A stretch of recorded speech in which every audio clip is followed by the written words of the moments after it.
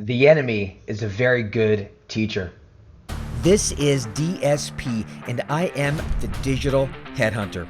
Digital headhunters are the new breed of recruiter who don't belong in three-piece suits and prefer freedom and impact more than expensive business cards. We're the misfits who play chess in corporate America, and yes, HR is a four-letter word. We're here to wage guerrilla war against the big name brands and win.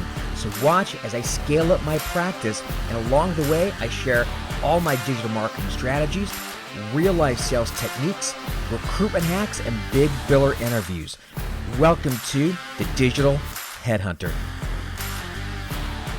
Hey, what is up, everybody? This is David Stephen Patterson, DSP.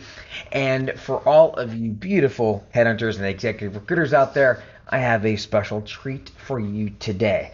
So, to piggyback off of what I've been talking about the last week or so, which is personal responsibility and really stoicism and really meeting your hardships and your insecurities head on, right?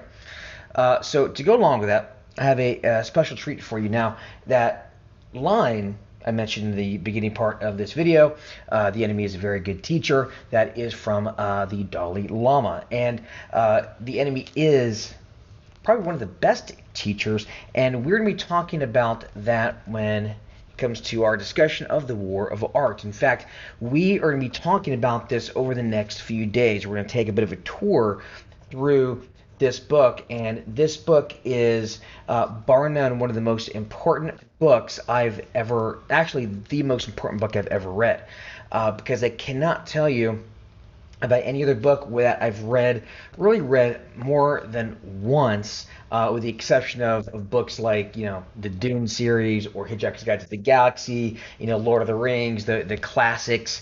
But in terms of self-help books, this is the only one I've read that I could think of more than once. It's also the only one that I have bought several physical copies of and have given out to family and friends when I think they need it. It is also the only book that I've ever over and over and over again recommended in our Headhunter and Executive Recruiter Community Facebook group. And if you're not a member, by the way, I'll include the link down below. Fantastic group, close to 9,000 strong as of the filming of this video. I've recommended it several times to people in the group, to clients, and I've had so many people tell me how this book has changed their lives. It is that important. Now, this isn't a feel-good self-help book, and this isn't really hard to read. You can read this in an afternoon. It's not a feel-good self-help book. It is not a stroll in the park, sniffing the roses, talking about being present. No, it is a swift kick in the ass. In fact, even better way to describe it is this book will grab you by the throat, and you'll come to the realization of what is keeping you from the things that you want to accomplish. And so a bit about Stephen Pressfield, the one who wrote this book. Stephen was never a successful writer, never made any money from writing, or at least any real money, until his 50s. It took him decades to see any success, and he kept at it doggedly. And he may attribute this to a little bit of stupidity, also having been in the Marine Corps, or having been a Marine younger in life, that taught him the value of hard work and just basically living in the dirt and grit and just going through shit, and having the ability to keep going. So what we're going to do is, and also another thing about Stephen Pressfield as well is that his books, some of his books are he's really most well known for this book, surprisingly enough, but this is a book about his journey in coming up as a writer. And in fact, this book is really written for the writer, to combat writer's block. But this book is applicable to anyone in life. And so in this book, he talks about a phenomenon called the resistance, or just called resistance in general. Now, what I'm going to do is today I'm going to read a section of this book. This isn't a book club, but I do want to read one particular section. And then what we're going to do is tomorrow I'm going to share with you the story of my first deal as a solo independent recruiter on my own in my own business. I'm going to tell you that story because that is a great example of fighting the resistance. And for anybody who thinks it's too hard, wait till you hear what I had to do to start my business. It's a hell of a story. So I'll tell that story tomorrow. Over the next few days, we're going to run through this book and we're going to talk about how you can beat resistance and how resistance can actually be your very best teacher. And then we're going to wrap up, and I'm going to read you a section from the end of the book. All right, so this is going to be a really interesting few days going over this, but I'm really excited about it. So what I'm not excited about is the fact that I've got to put these reading glasses on. So this happened in the last couple of years, and not too happy about it. Anyway, so resistance. All right. So I love this passage from this book, and so that's why I'm going to read this, which I wouldn't normally do, but I think it's pretty interesting. The following, so he says, the following is a list, and the title of this is Resistance's Greatest Hits. The following is a list in no particular order of those activities that most commonly elicit resistance. 1. The pursuit of any calling in writing, painting, music, film, dance, or any creative art, however marginal or unconventional. 2, and this is going to hit home for a lot of you folks watching this, the launching of any entrepreneurial venture or enterprise for profit or otherwise. 3, any diet or health regimen, any program of spiritual advancement. 4, 5, any activity whose aim is tighter abdominals. He's also a pretty funny guy. He has some pretty snarky humor in this book. 6, any course or program designed to overcome an unwholesome habit or addiction. Addicts experience this a lot, and this is a lot of addicts read this as they go through recovery. In fact, a lot of things that addicts do as they go through recovery are actually great things for a lot of us to go through, like taking inventories, etc. I've got a lot of friends that are in recovery, and I've learned a lot from talking to them, what they've been through, and how they've maintained their sobriety. Let's see, education of every kind, any act of political, moral, or ethical courage, including the decision to change for the better some unworthy pattern of thought or conduct in ourselves. The undertaking of any enterprise or endeavor whose aim is to help others, any act that entails commitment of the heart, the decision to get married, to have a child, or to weather a rocky patch in a relationship. And 11, the taking of any principled stand in the face of adversity. In other words, any act that rejects immediate gratification in favor of long-term growth, health, or integrity. Or expressed another way, any act that derives from our higher nature instead of our lower. Any of these will elicit resistance. Resistance. And I'll read you one last passage as well, and then I'll just give you my thoughts.